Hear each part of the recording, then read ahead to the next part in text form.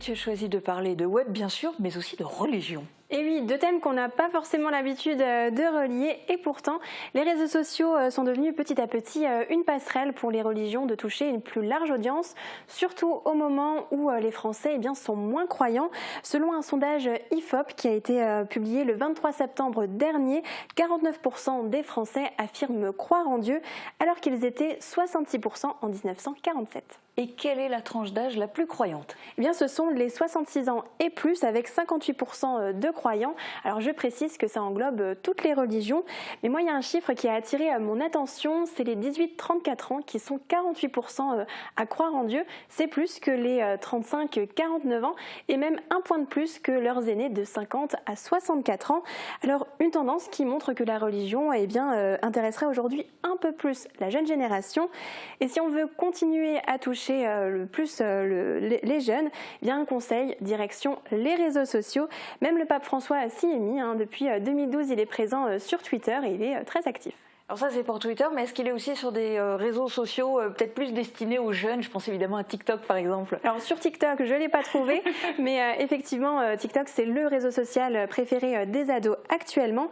Et on y trouve justement le père Mathieu qui est devenu une vraie star. Il vient de Lyon et il cumule, attention, plus de 650 000 abonnés. Et en fait, qu'on soit croyant ou non, ces vidéos sont vraiment très ludiques. Il répond aux questions que les internautes se posent sur différents aspects de la foi. Il a un ton naturel et très humain et c'est ce qui fonctionne super bien sur ce réseau social quand on a l'impression qu'on nous parle directement à nous. Alors je vous propose de regarder un petit extrait dans lequel il répond à une question d'une internaute. Est-ce que si quelqu'un se confesse et avoue un crime, vous en parlez à la police?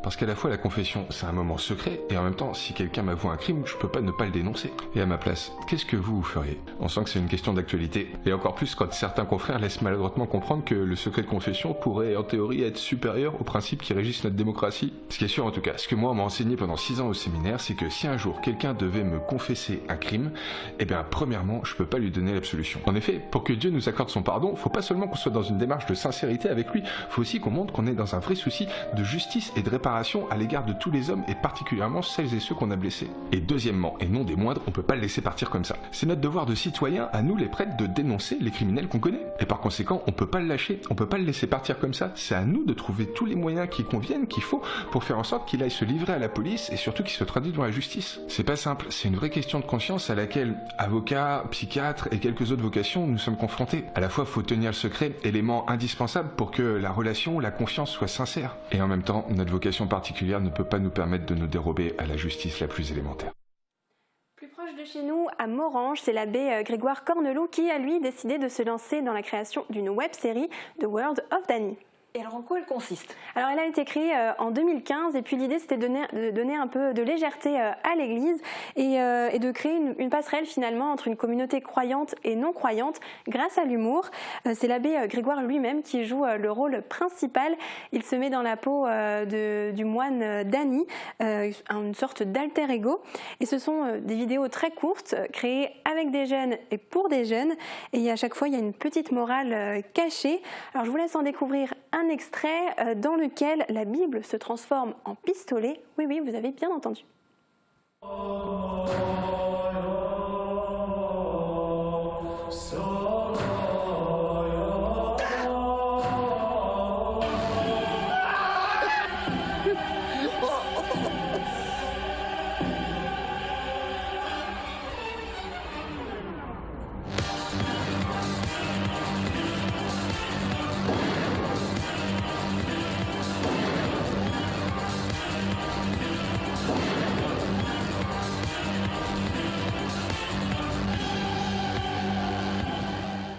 Il y a même Antoine Decaune, rien que ça, qui a participé à l'une des vidéos de la web-série.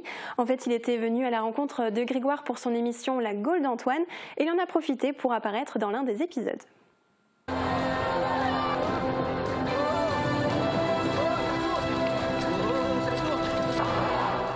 Dans notre arrondissement, je n'ai pas trouvé d'autres youtubeurs ou tiktokers. Alors par contre, durant le premier confinement en 2020, plusieurs églises avaient proposé des messes en direct. C'était notamment le cas à la communauté de paroisse du Pays de Mitch ou de Houndelin. Alors depuis, la situation sanitaire s'est améliorée, il n'y a plus de messe en direct, mais par contre, les paroisses continuent d'être actives sur les réseaux sociaux et notamment Facebook. C'est un bon moyen de communiquer sur tous les événements qu'ils organisent.